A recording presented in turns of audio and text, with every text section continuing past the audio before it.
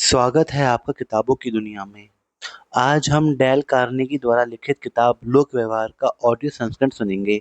तो चलिए शुरू करते हैं। यह किताब आपके 8 काम करेगी।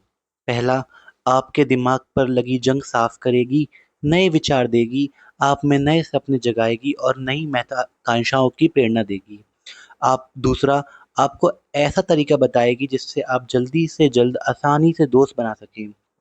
तीसरा, आपकी लोकप्रियता बढ़ाएगी। चौथा, लोगों से आपकी बात मनवाने में मदद करेगी। पाँचवा, आपके प्रभाव, मान-सम्मान को बढ़ाएगी और काम कराने की योग्यता को बढ़ाएगी। छठा, शिकायतों से निपटने, बहस से बचने और संबंधों को मधुर बनाने के तरीके सिखाएगी। सातवां, एक अच्छा वक्ता और दिलचस्प बातें करने वाला बनाएगी। आठवां, आपके साथियों में उत्साह भरने का तरीका सिखाएगी। इस पुस्तक ने 36 से भी ज़्यादा भाषाओं में 1 करोड़ से भी ज़्यादा पाठकों के लिए यही काम किए हैं। खंड 1, लोगों को प्रभावित करने के मूलभूत तरीके। चैप्टर 1, अगर शहद इकट्ठा करना हो तो मधुमक्खी के छत्ते पर लात न मारें। 7 मई 1931 को न्यूयॉर्क शहर में एक जबरदस्त मुठभेड़ चल रही थी। मुठभेड़ अपने अंतिम रोमांचक चरण में थी। हफ्तों तक पीछा करने के बाद पुलिस ने आखिरकार दुनाली बंदूक के नाम से मशहूर हत्यारे क्रॉले को घेर लिया था। वह हत्यारा जो ना सिगरेट पीता था, ना ही शराब, अब चारों तरफ से घिरा हुआ था और वेस्ट एंड एवेन्यू में अपनी प्रेमिका के घर में छुपा हुआ था। 150 पुलिस वाले और जासूस जमीन से लेकर छत तक चारों तरफ से उसे घेरे हुए थे। वह ऊपरी मंजिल पर छुपा हुआ था। पुलिस वालों ने छत में छेद करके टियर गैस का इस्तेमाल करके इस पुलिस वालों के नामी हत्यारे को निकालना चाहा। उन्होंने आसपास की इमारतों पर मशीन गनें तैनात कर दी। 1 घंटे से भी ज़्यादा समय तक न्यूयॉर्क के इस रिहायशी इलाके में पिस्तौल और मशीन गन से गोलियां चलती रहीं। क्रॉले एक कुर्सी के पीछे छुपकर पुलिस पर लगातार गोलियां चला रहा था। 10,000 से अधिक रोमांचित लोग इस रोमांचक मुठभेड़ को देख रहे थे। इस तरह का नज़ारा न्यूयॉर्क में पहले कभी नहीं देखा गया था। जब क्रॉले को पकड़ा गया तो पुलिस कमिश्नर ई.पी. मर्लोनी ने कहा कि वह न्यूयॉर्क के इतिहास में अब तक के सबसे खतरनाक अपराधियों में से एक था। कमिश्नर का कहना था, वह पंख फड़फड़ाने की आवाज़ पर भी किसी को मौत के घाट उतार देता था। परंतु दुनाली बंदूक क्रॉले खुद को क्या समझता था? हम यह जानते हैं क्योंकि जिस समय पुलिस उस पर गोलियां चला रही थी, उसने एक पत्र लिखा था। वह यह पत्र लिख रहा था तो उसके घावों से बहते खून के निशान इस पत्र पर छूट गए। इस पत्र में क्रॉले ने कहा था, मेरे कोट के नीचे एक दुखी परंतु दयालु दिल है। एक ऐसा दिल जो किसी को नुकसान नहीं पहुंचाना चाहता। यह लिखने के कुछ समय पहले की बात है। क्रॉले लॉन्ग आइलैंड पर देहात की सूनी सड़क पर अपनी गर्लफ्रेंड के साथ रंगरेलियां मना रहा था। अचानक एक पुलिस वाला कार के पास आया और उसने क्रॉले से लाइसेंस दिखाने के लिए कहा। बिना कुछ कहे क्रॉले ने अपनी रिवॉल्वर निकाली और उससे पुलिस वाले के सीने में एक के बाद एक गोलियां उतार दी। जब पुलिस अफसर जमीन पर गिर गया तो क्रॉले कार से नीचे कूदा। उसने अफसर का रिवॉल्वर निकाला और मर चुके पुलिस वाले के शरीर में एक और गोली मारी। और यही निर्मम हत्यारा अब कह रहा था, मेरे इस कोट के नीचे एक दुखी परंतु दयालु दिल है। एक ऐसा दिल जो किसी को नुकसान नहीं पहुंचाना चाहता। क्रॉले को मौत की सजा सुनाई गई। जब उसे सिंग सिंग जेल में मृत्युदंड के लिए ले जाया जा रहा था तो उसने यह कहा, यह लोगों को मारने की सजा है। नहीं, उसने कहा, यह खुद को बचाने की सजा है। इस कहानी का संदेश यह है, दुनाली बंदूक क्रॉले खुद को किसी बात के लिए दोष नहीं देता था। क्या यह अपराधियों से सब में सामान्य बात है? अगर आपको ऐसा लगता है तो यह सुने। मैंने लोगों का भला करने में अपने जीवन के बेहतरीन साल लगा दिए ताकि वे सुख से रह सकें और इसके बदले में मुझे गालियां सुनने को मिलती हैं और पुलिस से छुपे-छुपे फिरना पड़ता है। यह वाक़ये अल कैपोन के हैं जो अमेरिका का सबसे कुख्यात बदमाश था। शिकागो में उस जैसा खतरनाक गैंग लीडर नहीं था, परंतु अल कैपोन खुद को दोषी या अपराधी नहीं मानता था। वह खुद को परोपकारी समझता था, एक ऐसा परोपकारी जिसे जनता ठीक से समझ नहीं पाई थी। और यही नेवाक में गैंगस्टर की गोलियों से मरने से पहले डच शुल्टज ने कहा। न्यूयॉर्क के सबसे कुख्यात अपराधियों में से एक डच शुल्टज ने एक अखबार को दिए इंटरव्यू में कहा कि वह जनता की भलाई करता है और उसे इस बात का पूरा यकीन था। मैंने इस विषय पर न्यूयॉर्क की बदनाम सिंग सिंग जेल के वार्डन लुइस लॉस से लंबा पत्र व्यवहार किया है। वह कहते हैं सिंह सिंह जेल के बहुत कम अपराधी अपने आप को बुरा समझते हैं। वे उसी तरह इंसान हैं जैसे कि आप और मैं, इसलिए वे तर्क देते हैं, खुद को सही साबित करते हैं। वह आपको यह बता सकते हैं कि उन्हें तिजोरी क्यों तोड़नी पड़ी या उन्हें गोली क्यों चलानी पड़ी। सही या गलत तर्कों के द्वारा अधिकांश अपराधी अपने अपराधों को सही ठहराने की कोशिश करते हैं और ये मानते हैं कि उन्हें सजा नहीं मिलनी चाहिए थी। अगर अल कैपोन, दुनाली बंदूक, क्राउली, डच शुल्टज और जेल की दीवारों में कैद कुख्यात अपराधी अपने आप को दोषी नहीं मानते, तो वे लोग क्या करते हैं जिनसे आप लोग और हम मिलते हैं? अमेरिकी स्टार्स चैन के संस्थापक जॉन वानामेकर ने यह स्वीकार किया था, 30 साल पहले मैंने समझ लिया था कि किसी को दोष देना मूर्खता है। मेरे पास अपनी खुद की सीमाओं को ही पार करने की मुसीबत काफ़ी है और मैं इस बात पर सिर नहीं धुनता कि ईश्वर ने बुद्धि का उपहार सबको एक जैसा नहीं दिया है। वानामेकर ने यह सबक जल्द ही सीख लिया, परंतु मुझे यह सबक सीखने में 33 साल लगे, जिस दौरान मुझसे ढेरों गलतियां हुईं। और तब जाकर मैं समझ पाया कि मैं 100 में से 99 लोग किसी भी बात के लिए अपने आप को दोषी नहीं मानते, चाहे वे कितने ही गलत हों, परंतु वे अपनी आलोचना नहीं करते, अपनी गलती नहीं मानते। किसी की आलोचना करने का कोई फ़ायदा नहीं होता क्योंकि इससे सामने वाला व्यक्ति अपना बचाव करने लगता है, बहाने बनाने लगता है या तर्क देने लगता है। आलोचना खतरनाक भी है क्योंकि इससे उस व्यक्ति का बहुमूल्य आत्मसम्मान आहत होता है। उसके दिल को ठेस पहुंचती है और वह अब आपके प्रति दुर्भावना रखने लगता है। विश्व प्रसिद्ध मनोवैज्ञानिक बी एफ स्किनर ने अपने प्रयोगों से यह सिद्ध कर दिया, जिस जानवर को अच्छे व्यवहार के लिए पुरस्कार दिया जाता है वह उस जानवर से ज़्यादा तेजी से सीखता है जिसे खराब व्यवहार के लिए दंड दिया जाता है। बाद में हुए अध्ययनों से यह पता चलता है कि यही इंसानों के बारे में भी सही है। आलोचना से कोई सुधरता नहीं है, अलबत्ता संबंध जरूर बिगड़ जाते हैं। एक और महान मनोवैज्ञानिक हैंस एलिया ने कहा है, जितने हम सराहना के भूखे होते हैं उतने ही हम निंदा से डरते हैं। आलोचना या निंदा से कर्मचारियों, परिवार के सदस्य और दोस्तों का मनोबल कम हो जाता है और उस स्थिति में कोई सुधार नहीं होता जिसके लिए आलोचना की जाती है। एनिड ओक्लाहोमा के जॉर्ज बी जॉनसन एक इंजीनियरिंग कंपनी में सुरक्षा प्रभारी थे। उनकी एक जिम्मेदारी यह थी कि जब भी कर्मचारी फील्ड में अपना काम कर रहे हों तो कर्मचारी अपने हेलमेट लगाए रखें। पहले तो वे जब भी किसी कर्मचारी को बिना हेलमेट लगाए देखते तो उन्हें बर्दाश्त नहीं होता था। वे नियमों का हवाला देते हुए उसे सख्त आदेश देते थे कि वह नियमों का पालन करे। परिणाम यह होता था कि कर्मचारी मन मारकर उसके आदेश का पालन तो करते थे, परंतु अक्सर उसके जाने के बाद अपने हेलमेट फिर से हटा देते थे। उसने दूसरी तरकीब आजमाने का फैसला किया। अगली बार जब उसने कुछ कर्मचारियों को बिना हेलमेट के देखा, तो उसने उनसे पूछा कि क्या हेलमेट आरामदायक नहीं है या उनकी फिटिंग सही नहीं है। फिर मुस्कुराते हुए उसने उन लोगों को यह बताया कि हेलमेट उन्हें चोट से बचाने के लिए है और इसलिए काम करते समय उन्हें अपनी सुरक्षा के लिए हेलमेट पहनना चाहिए। इसका परिणाम यह हुआ कि कर्मचारियों ने अपनी इच्छा से हेलमेट पहनना शुरू कर दिया और कोई दुर्भावना भी पैदा नहीं हुई। इतिहास में आपको हजारों उदाहरण मिल जाएंगे जो बताते हैं कि आलोचना से कोई लाभ नहीं होता।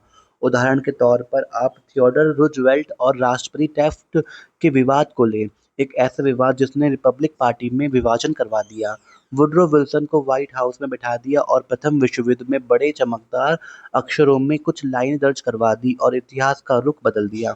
जब रूजवेल्ट 1908 में व्हाइट हाउस से बाहर गए तो उन्होंने टैफ्ट का समर्थन किया जो राष्ट्रपति चुन लिए गए। फिर रूजवेल्ट शेरों का शिकार करने अफ्रीका चले गए। लौटने पर उन्होंने जब हालात देखे तो वे बरस पड़े। उन्होंने अनुदारवाद के लिए टैफ्ट की आलोचना करनी शुरू कर दी और तीसरी बार खुद राष्ट्रपति बनने की कोशिश की। उन्होंने बुल मूस पार्टी का गठन किया और जो जीओपी को लगभग ध्वस्त कर दिया।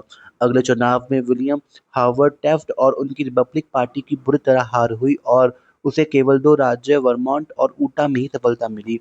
इस पार्टी की अब तक की यह सबसे शर्मनाक पराजय थी। इस हार के लिए रूजवेल्ट ने टैफ्ट को दोषी ठहराया, परंतु क्या राष्ट्रपति टैफ्ट ने खुद को दोषी माना? बिल्कुल नहीं। आंखों में आंसू भरकर रूधे गले में टैफ्ट ने कहा, मैंने जो किया उसके सिवाय मैं कर ही क्या सकता था। दोष किसका था, रूजवेल्ट का या टैफ्ट का? सच कहूं कि मैं ये नहीं जानना चाहता और ना ही मुझे इसकी परवाह है। मैं सिर्फ यह बताना चाहता हूं कि रूजवेल्ट की आलोचना टैफ्ट से यह नहीं मनवा सकी कि दोष उनका था। इससे सिर्फ यही हासिल हुआ कि टैफ्ट खुद के बचाव में तर्क देने लगे और आंखों में आंसू भरकर उन्होंने कहा, मैंने जो किया मैं उसके सिवाय क्या ही कर सकता था। टीपॉट डॉम ऑयल स्कैंडल की को ही ले लें। 1920 के दशक की शुरुआत में यह अखबारों की सुर्खियों में था। इसने देश को हिलाकर रख दिया। लोगों की याददाश्त में अमेरिकी सार्वजनिक जीवन में इतना बड़ा स्कैंडल पहले कभी नहीं हुआ था। यहाँ पर इस स्कैंडल के तथ्य बताए जा रहे हैं। हॉर्डिंग के कैबिनेट में मंत्री अल्बर्ट बी फॉल को एल्फ हिल और टीपॉट डॉम ने तेल के सरकारी भंडारों को लीज पर देना था। ऐसे तेल के भंडार जिन्होंने नौसेना के भविष्य के उपयोग के लिए अलग रख दिया गया था। क्या फॉल ने इनकी नीलामी की या इनके लिए टेंडर बुलवाए? नहीं, इसके बजाय उन्होंने अपने दोस्त एल्वर्ड एल डोहिनी को यह फायदेमंद ठेका तश्तरी में रखकर दे दिया। और डोहिनी ने क्या किया? उसने तत्काल फॉल को $10 लाख दे दिए और इसे लोन का नाम दे दिया। फिर फॉल ने जिले की यूनाइटेड स्टेट्स मरीन्स को यह आदेश दिया कि वे एल्फ हिल भंडारों से रिसने वाले तेल का फायदा उठाए रहे प्रतियोगियों को उस जगह से हटा दें। जब प्रतियोगी कंपनियों को बंदूकों और संगीनों की नोक पर वहां से हटाया गया तो उन्होंने दुखी होकर अदालत की शरण ली। तब जाकर टीपॉट डॉम स्कैंडल का भंडाफोड़ हुआ। इससे इतना हंगामा हुआ कि हार्डिंग सरकार खतरे में पड़ गई। पूरा देश कांप गया। रिपब्लिकन पार्टी का भविष्य अंधकार में नजर आने लगा और अल्बर्ट बी फॉल को जेल जाना पड़ा। फॉल की हर जगह निंदा हुई। इतनी निंदा सार्वजनिक जीवन में बहुत कम लोगों को सहनी पड़ी थी। परंतु क्या उन्हें कोई पश्चाताप था? नहीं, बिल्कुल नहीं। सालों बाद हर्बर्ट हूवर ने एक सामाजिक भाषण में यह कहा था कि प्रेसिडेंट हार्डिंग की मौत किसी दोस्त के विश्वासघात के कारण मानसिक आघात पहुंचने से हुई। जब मिसेज फॉल ने यह सुना तो वे अपनी कुर्सी से कूद पड़ी। रोते हुए अपनी मुट्ठी आसमान की ओर तानते हुए वे चीखी, क्या हार्डिंग के साथ फॉल विश्वास करेंगे? असंभव। मेरे पति ने कभी किसी के साथ विश्वासघात नहीं किया। सोने से भरा यह घर भी मेरे पति से कोई गलत काम नहीं करवा सकता। उल्टे उन्हीं के साथ विश्वासघात किया गया और उन्हें बलि का बकरा बनाकर सूली पर चढ़ाया गया है। तो यही होता है, यही मानव स्वभाव है। हर गलत काम करने वाला अपनी गलती के लिए दूसरों को दोष देता है, परिस्थितियों का को दोष देता है, परंतु खुद को दोष नहीं देता। हम सब यही करते हैं। इसलिए अगली बार जब हमारी इच्छा किसी की आलोचना करने की हो तो हम अल कैपोन, दुनाली बंदूक, क्राउले और अल्बर्ट हॉल को याद रखें। हमें यह एहसास होना चाहिए कि आलोचना बूमरैंग की तरह होती है।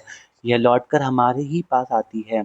यानी बदले में वह व्यक्ति हमारी आलोचना करना शुरू कर देता है। हमें यह एहसास भी होना चाहिए कि जिस व्यक्ति की हम आलोचना कर रहे हैं या हम जिसे सुधारने की कोशिश कर रहे हैं, वह जवाब में खुद की सफाई में कुछ तर्क देगा या फिर विनम्र टेफ्ट की तरह यही कहेगा, मैंने जो किया उसके सिवाय मैं कर ही क्या सकता था। 15 अप्रैल 1865 की सुबह अब्राहम लिंकन का पार्थिव शरीर इस एक सस्ते लॉजिंग हाउस के हॉल में रखा हुआ था। यह हॉल फोर्ड थिएटर के सामने था जहां जॉन विल्कीस बूथ ने उन्हें गोली मारी थी। लिंकन का लंबा शरीर एक बिस्तर पर रखा था जो उनके शरीर के हिसाब से काफी छोटा था। रोजा बनहौर की प्रसिद्ध पेंटिंग द हॉर्स फेयर की सस्ती नकल बिस्तर के ऊपर टंगी हुई थी और एक गैस बत्ती पीली रोशनी फेंक रही थी। लिंकन के पार्थिव शरीर के सामने खड़े रक्षा मंत्री स्टैंटन ने कहा, लोगों के दिल जीतने वाला सर्वश्रेष्ठ शासक अब दुनिया में नहीं रहा। लिंकन लोगों का दिल किस तरह जीत लेते थे, उनकी सफलता का राज क्या था? मैंने 10 साल तक लिंकन की बहुत सी जीवनियां पढ़ी और एक पुस्तक लिंकन द अननोन लिखने में पूरे 3 साल लगाए। मेरा विश्वास है कि मैंने लिंकन के व्यक्तित्व और उनके घरेलू जीवन का जितना विस्तृत अध्ययन किया उतना शायद ही किसी ने किया होगा। मैंने लोगों के साथ व्यवहार करने की लिंकन की कला का भी विशेष अध्ययन किया। क्या लिंकन आलोचना करते थे? हाँ। इंडियाना की पिजन क्रीक वैली में अपनी जवानी के दिनों में वे न सिर्फ लोगों की आलोचना करते थे बल्कि पत्रों और कविताओं में लोगों का मखौल उड़ाते हुए उन्हें छपवाते भी थे। एक बार ऐसे ही एक पत्र ने नफरत की एक ऐसी आग भड़का दी जो जीवन भर जलती रही। जब लिंकन इलिनॉय में वकील के रूप में प्रैक्टिस करते थे तब भी वे खुलेआम अपने विरोधियों पर आक्रमण करते हुए पत्र लिखते थे और उन्हें अखबारों में छपवाते। परंतु एक बार बात कुछ ज्यादा ही बढ़ गई। 1842 में लिंकन ने जेम्स शील्ड्स नाम के दम्भी और नकचढ़े राजनेता पर व्यंग्य लिखा। लिंकन ने गुमनाम पत्र के माध्यम से यह व्यंग्य भेजा जो स्प्रिंगफील्ड जर्नल में छपा। पूरा शहर शील्ड्स पर हंस रहा था। संवेदनशील और दम्भी शील्ड्स आग बबूला हो गया। उसने पता लगा लिया कि पत्र किसने लिखा था। वह अपने घोड़े पर चढ़ा और उसने लिंकन को ढूंढकर उनके सामने द्वंद्व युद्ध का प्रस्ताव रख दिया। लिंकन द्वंद्व युद्ध नहीं करना चाहते थे, परंतु उनके पास बिना सम्मान खोए इससे बचने का रास्ता भी नहीं था। उन्हें हथियारों का विकल्प दिया गया। चूंकि उनकी बाह लंबी थी, इसलिए उन्होंने तलवारबाजी को चुना। उन्होंने एक वेस्ट पॉइंट ग्रेजुएट से तलवारबाजी का प्रशिक्षण भी लिया। जिस दिन द्वंद्व युद्ध होना था, उस दिन वे और शील्ड मिसिसिपी नदी के किनारे मिले और उनमें से एक की मृत्यु तय थी, परंतु आखिरी मिनट में साथियों के बीच बचाव के कारण द्वंद्व युद्ध टल गया।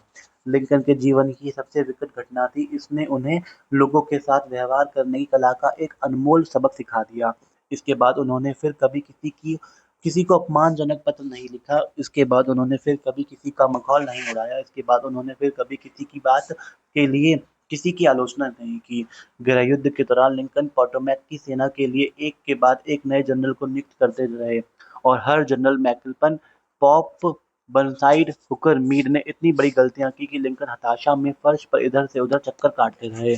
आधा देश इन अयोग्य सेनापति की लानतें भेज रहा था, परंतु लिंकन, जिनके हृदय में किसी के लिए दुर्भावना नहीं थी बल्कि सबके लिए सद्भावना थी, शांत रहे। उनका प्रिय कोटेशन था, किसी की आलोचना मत करो ताकि आपकी भी आलोचना ना हो।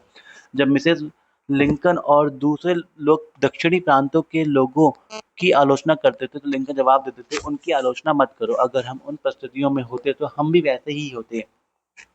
परंतु अगर किसी व्यक्ति के पास आलोचना के अवसर थे, तो निश्चित रूप से वह व्यक्ति लिंकन थे। हम सिर्फ एक उदाहरण से यह समझ सकते थे। गेटिसबर्ग का युद्ध जुलाई 1863 के पहले 3 दिनों में लड़ा। 4 जुलाई की रात को जनरल ली दक्षिण दिशा में पीछे हटने लगा। तूफानी बादलों के कारण हुई तेज बारिश से बाढ़ आ गई।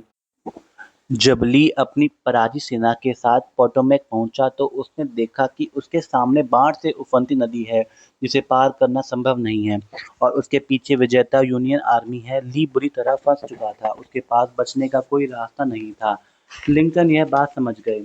यह ईश्वर की कृपा से मिला एक सुनहरा मौका था। ली की सेना को हराने का अवसर, जिससे युद्ध तत्काल समाप्त हो जाता। इसलिए दिल में आशा का सैलाब लिए हुए लिंकन ने जनरल मीड को आदेश दिया कि वे युद्ध के बारे में कोई मीटिंग न करें, बल्कि तत्काल ली पर हमला कर दें। लिंकन ने अपने आदेशों को टेलीग्राफ कर दिया और एक विशेष संदेशवाहक को मीड के पास भेजकर तत्काल कार्रवाई करने को कहा। और जनरल मीड ने क्या किया? उसे जो आदेश मिले थे, उसने उसके ठीक विपरीत काम किया। लिंकन ने के मना करने के बावजूद उसने सैन्य सभा की मीटिंग बुलाई। वह हमला करने में झिझका। उसने टाल मटोल की। उसने सब तरह के बहाने बनाकर उन्हें टेलीग्राफ किया। उसने ली पर हमला करने से साफ इनकार कर दिया। आखिरकार बाढ़ का पानी उतर गया और ली अपनी सेना के साथ नदी पार करके सुरक्षित निकल गया। लिंकन गुस्से से पागल हो गए। इसका क्या मतलब है? लिंकन अपने पुत्र के सामने चीख रहे थे, हे भगवान, इसका क्या मतलब है? कितना सुनहरा मौका था। दुश्मन हमारी गिरफ्त में था। हमें सिर्फ अपने हाथ फैलाकर उसे पकड़ना था, और फिर भी हमने उसे अपने हाथों से निकल जाने दिया। मेरे आदेशों के बावजूद मेरी सेना टस से मस नहीं हुई। परिस्थितियां ऐसी थी कि कोई भी जनरल ली को हरा सकता था। अगर मैं वहां होता, तो मैंने अपने हाथों से खुद उसे कोड़े लगाए होते। घोर निराशा में लिंकन बैठे और उन्होंने मीर को यह पत्र लिखा। और याद रहे, अपने जीवन के इस दौर में लिंकन बेहद संयत थे और उनकी शब्दावली बेहद शालीन और संयमित हुआ करती थी। 1863 में लिंकन का लिखा यह पत्र गंभीरतम आलोचना से कम नहीं था। प्रिय जनरल, मुझे नहीं लगता कि ली के बच निकलने की गंभीरता से आप परिचित हैं। वह हमारी मुट्ठी में था और उसे पकड़ लेने से युद्ध समाप्त हो जाता। परंतु अब युद्ध लंबे समय तक चलता रहेगा। जब आप पिछले सोमवार को नदी के इस तरफ ली पर हमला नहीं कर सके, तो अब आप ऐसा कैसे कर सकते हैं, जब वह नदी के उस पार सुरक्षित निकल गया और आप अपनी 2/3 से ज्यादा सेना उस पार नहीं ले सकते? ऐसी आशा करना निश्चित रूप से अतार्किक है और मुझे नहीं लगता कि आप ज़्यादा कुछ कर पाएँगे। सुनहरा मौका आपके हाथ से निकल चुका है और मुझे इस बात का बेहद अफ़सोस है। जनरल मीर को यह पत्र पढ़कर कैसा लगा? मीर को यह पत्र कभी मिला ही नहीं। लिंकन ने इसे भेजा ही नहीं। यह पत्र लिंकन की मौत के बाद उनकी फाइलों में मिला। मेरा अंदाजा है, और सिर्फ अंदाजा है, यह पत्र लिखने के बाद लिंकन ने खिड़की से बाहर देखा होगा और खुद से कहा होगा, एक मिनट, शायद मैं जल्दबाजी कर रहा हूँ। व्हाइट हाउस के शांत माहौल में बैठकर मीर पर हमला करने की सलाह देना मेरे लिए आसान है, परंतु अगर मैं गेटिसबर्ग में होता और अगर मैंने इतना खून खराबा देखा होता जितना मीर ने पिछले हफ्ते के दौरान देखा है, अगर मेरे कानों में भी घायलों और मरने वालों की चीख पुकार हुई होती, तो शायद मैं भी फैसला करने के लिए तत्पर नहीं होता। अगर मैं मीर की तरह सुरक्षात्मक प्रवृत्ति का होता, तो शायद मैंने भी वही किया होता जो उसने किया था। वैसे भी अब मौका हाथ से निकल चुका है। अगर मैं पत्र भेज दूँगा तो इससे मेरी भड़ास तो निकल जाएगी, परंतु इससे मीर को बहुत ठेस पहुँचेगी। वह मेरी आलोचना करेगा और खुद को सही साबित करने की कोशिश करेगा। इससे दुर्भावना पैदा होगी, सेनापति के रूप में मीर की उपयोगिता बुरी तरह से प्रभावित होगी और इसके बाद वह शायद सेना से इस्तीफा भी दे दे। तो जैसा मैं पहले भी कह चुका हूँ, लिंकन ने पत्र भेजा ही नहीं। कटु अनुभव से वह ये जानते थे कि तीखी आलोचना और डांट फटकार हमेशा बेमानी होती है और उनसे कोई लाभ नहीं होता। प्रसिद्ध लेखक मार्क ट्वेन कभी-कभार अपना आपा खो बैठते और गुस्से से इतने गर्म पत्र लिखते कि कागज तक जलने तक लगता। उदाहरण के तौर पर एक बार उन्होंने गुस्से में एक व्यक्ति को लिखा, आपको तो जिंदा दफना दिया जाना चाहिए। अगर आप ऐसा चाहते हैं तो मुझे बता दें कि ताकि मैं कब बाकी इंतजाम कर दूं। एक और मौके पर उन्होंने एक संपादक को पत्र लिखा, यह बताया कि उनका प्रूफरीडर मेरी स्पेलिंग और विराम चिन्हों को सुधारने की कोशिश करता है। ट्वेन ने आदेश दिया, अगली बार आप मेरे लिखे अनुसार ही छापें और प्रूफ रीडर से कहें कि वह अपने सुझावों को अपने सड़े हुए दिमाग में ही रखे। इस तरह के जहर बुझे पत्र लिखने से मार्क ट्वेन को राहत मिलती थी। इससे उनके दिल की भड़ास निकल जाती थी और इनसे कोई नुकसान भी नहीं होता था, क्योंकि मार्क की पत्नी ऐसे पत्रों को चुपके से फाड़ दिया करती थी। उन्हें कभी डाक के डिब्बे में डाला ही नहीं जाता था। जब मैं युवा था और लोगों को प्रभावित करने की कोशिश कर रहा था, तो मैंने रिचर्ड हार्डिंग डेविस नाम के लेखक को एक मूर्खतापूर्ण पत्र लिखा। मैं लेखकों के बारे में एक पत्रिका के लिए लेख तैयार कर रहा था और मैंने डेविस से उनके काम करने के तरीके के बारे में पूछा। कुछ सप्ताह पहले ही मुझे किसी का एक ऐसा पत्र मिला था जिसके नीचे लिखा था, डिक्टेट किया गया परंतु पढ़ा नहीं गया। मैं इस वाक्य से बहुत प्रभावित हुआ। मुझे लगा कि लेखक बहुत बड़ा और व्यस्त और महत्वपूर्ण व्यक्ति होगा, तभी उसने ऐसा लिखा। मैं कतई व्यस्त नहीं था, परंतु मैं रिचर्ड हार्डिंग डेविस पर इम्प्रेशन जमाना चाहता था। इसलिए मैंने अपनी छोटी चिट्ठी के आखिर में यह शब्द लिखे दिए, डिक्टेट किया गया परंतु पढ़ा नहीं गया। उसने मेरे पत्र का जवाब देने का कष्ट नहीं किया।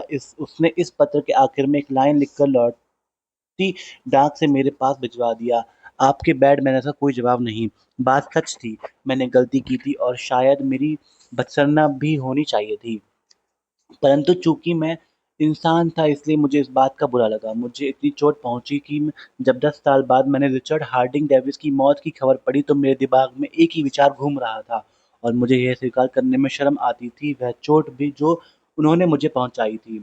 अगर आप और मैं कल किसी के मन में अपने लिए विद्वेष पैदा करना चाहते हो जो दशकों तक पलता रहे और मौत के बाद भी बना रहे, तो हमें और कुछ नहीं करना, सिर्फ चुनिंदा शब्दों में चुभती हुई आलोचना करनी है। इस बात से कोई फर्क नहीं पड़ता कि हमारी आलोचना कितनी सही या जायज़ है। लोगों के साथ व्यवहार करते समय हमें यह ध्यान रखना चाहिए कि हम तार्किक लोगों से व्यवहार नहीं कर रहे हैं, हम भावनात्मक लोगों से व्यवहार कर रहे हैं, जिनमें पूर्वाग्रह भी है, खामियां भी हैं, गर्व और अहंकार भी है। कटु आलोचना के कारण थॉमस हार्डी जैसे अंग्रेजी साहित्य के महान उपन्यासकार ने उपन्यास लिखना हमेशा के लिए छोड़ दिया। आलोचना के कारण ही अंग्रेजी कवि थॉमस चैटर्टन ने आत्महत्या कर ली। बेंजामिन फ्रैंकलिन जो अपनी युवावस्था अवस्था में अभद्र थे, आगे चलकर इतने कूटनीतिक बन गए, लोगों के साथ व्यवहार करने में इतने कुशल हो गए कि उन्हें फ्रांस में राजदूत के रूप में भेजा गया। उनकी सफलता का राज क्या था? मैं किसी के बारे में बुरा नहीं बोलूँगा, उनका कहना था, और हर एक के बारे में अच्छा ही बोलूँगा। कोई भी मूर्ख बुराई कर सकता है, निंदा कर सकता है, कोई भी मूर्ख बुराई कर सकता है, निंदा कर सकता है, शिकायत कर सकता है और ज़्यादातर मूर्ख यही करते हैं, परंतु समझने और माफ़ करने के लिए आपको समझदार और संयमी होना पड़ता है। कार्यल ने कहा था, महान व्यक्ति छोटे लोगों के साथ व्यवहार करने में अपनी महानता दिखाते हैं। बॉब हूवर के एक प्रसिद्ध टेस्ट पायलट थे जो एयर शो में अक्सर प्रदर्शन किया करते थे। एक बार वे सैन डिएगो से एयर शो में हिस्सा लेने के बाद लॉस एंजलिस में अपने घर की तरफ लौट रहे थे। जैसा फ्लाइट ऑपरेशन पत्रिका में वर्णन किया गया है, हवा में 300 फुट की ऊंचाई पर दोनों इंजन अचानक बंद हो गए। कुशल तकनीक से उन्होंने हवाई जहाज उतार लिया और हालांकि इस प्रक्रिया में हवाई जहाज को तो काफी नुकसान पहुंचा, परंतु किसी को चोट नहीं आई। इस घटना के बाद हूवर ने सबसे पहले हवाई जहाज को ईंधन की जांच की। जैसी उन्हें शंका थी, उनके द्वितीय विश्व युद्ध वाले प्रोपेलर जहाज में गैसोलीन की जगह जेट का इंजन डाल दिया गया था। हवाई अड्डे लौटने के बाद उन्होंने उस मैकेनिक के बारे में पूछा जिसने उनके हवाई जहाज की सर्विसिंग की थी। युवा मैकेनिक अपनी गंभीर गलती पर बुरी तरह शर्मिंदा था। जब हूवर उसके पास पहुंचे तो उसके चेहरे पर आंसू बह रहे थे। उसकी गलती की वजह से एक बहुत महंगा हवाई जहाज नष्ट हो गया और 3 जिंदगियां भी दांव पर लग गईं। आप हूवर के गुस्से का अनुमान लगा सकते हैं। इस लापरवाही के लिए यह कुशल और स्वाभिमानी पायलट कितना कड़ी फटकार लगा सकता था, परंतु हूवर ने मैकेनिक को फटकार नहीं लगाई। उन्होंने उसकी आलोचना भी नहीं की। इसके बजाय उन्होंने अपनी बाह उसके कंधे पर रखकर कहा, तुम्हें यह बताने के लिए कि मुझे तुम पर पूरा भरोसा है और अब तुम दोबारा ऐसा नहीं करोगे। मैं चाहता हूँ कि तुम कल मेरे F-51 हवाई जहाज की सर्विसिंग करो। ज़्यादातर माँ-बाप अपने बच्चों की आलोचना करते हैं। आप सोच रहे होंगे कि मैं आपको ऐसा करने से रोकूंगा। नहीं, मैं ऐसा नहीं करूंगा। मैं सिर्फ यह कहना चाहता हूँ कि इसके पहले कि आप उनकी आलोचना करें, अमेरिकी पत्रकारिता के एक क्लासिक लेख फादर फॉरगेट्स को पढ़ लें। यह लेख पहली बार पीपल्स होम जर्नल के संपादकीय के रूप में छपा था। हम इस लेख को लेखक की अनुमति से छाप रहे हैं। रीडर्स डाइजेस्ट में इसका संक्षिप्त रूपांतरण इस तरह प्रकाशित हुआ था। फादर फॉरगेट्स उन छोटे लेखों में से एक था जो गहन अनुभूति के किसी क्षण में लिखे जाते हैं, जो पाठकों के दिल को जीत लेते हैं। अब यह लेख लगातार पुनर्प्रकाशित हो रहा है। इसके लेखक डब्ल्यू लिविंगस्टन लॉर्नेट के अनुसार यह लेख हजारों पत्रिकाओं और अखबारों में छप चुका है। इसे कई विदेशी परिभाषाओं में भी उतनी ही लोकप्रियता मिली है और उनमें से भी ये लोग बहुत ज़्यादा बार छपा है। मैंने हजारों लोगों को व्यक्तिगत अनुमति दी है कि वे इसका प्रयोग स्कूल, चर्च और लेक्चर प्लेटफॉर्म से कर सकें। ये अनगिनत बार असंख्य कार्यक्रमों में रेडियो पर भी आ चुका है। हैरानी की बात है कि कॉलेज की पत्रिकाओं और हाई स्कूल की पत्रिकाओं में भी यह लेख छप चुका है। कई बार एक छोटा सा लेख रहस्यमयी कारणों से क्लिक हो जाता है। इस लेख के साथ यही हुआ है। फादर फॉरगेट, सुनो बेटे, मैं तुमसे कुछ कहना चाहता हूँ। तुम गहरी नींद में सो रहे हो।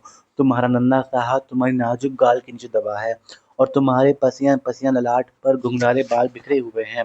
मैं तुम्हारे कमरे में चुपके से दाखिल हुआ हूँ, अकेला।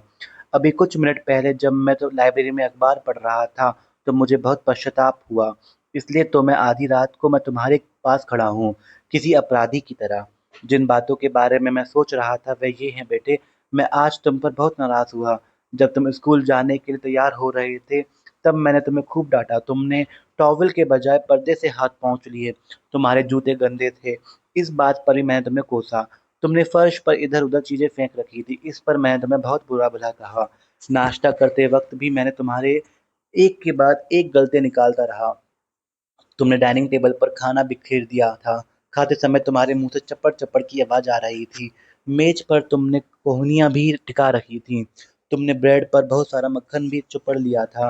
यही नहीं, जब मैं ऑफिस जा रहा था और तुम खेलने जा रहे थे और तुमने मुड़कर हाथ हिलाकर बाय बाय डैडी कहा, तब भी मैंने भ्रुकुटी तान कर टोका था, अपनी कॉलर ठीक करो। शाम को भी मैंने यही सब किया। ऑफिस से लौटकर मैंने देखा कि तुम दोस्तों के साथ मिट्टी में खेल रहे थे। तुम्हारे कपड़े गंदे थे, तुम्हारे मोजों में छेद हो गए थे।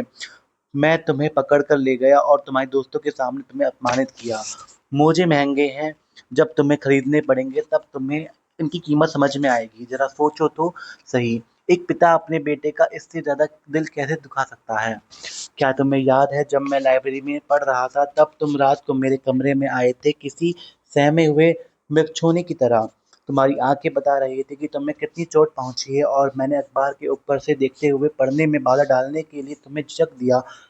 कभी तो चैन से रहने दिया करो।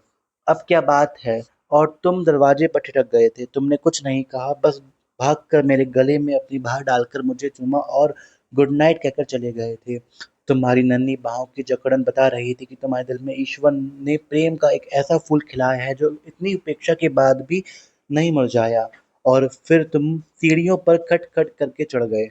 तो बेटे, इस घटना के कुछ ही देर बाद मेरे हाथों से अखबार छूट गया और मुझे बहुत गिलानी हुई। यह क्या होता जा रहा है मुझे? गलतियाँ ढूँढने की, डाँटने की आदत सी पड़ती जा रही है।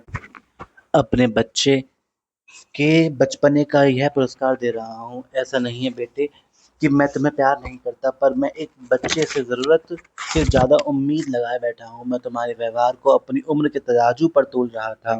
तुम इतने प्यारे हो, इतने अच्छे और सच्चे। तुम्हारा नन्हा सा दिल इतना बड़ा है जैसे चौड़ी पहाड़ियों के पीछे से उगती सुबह।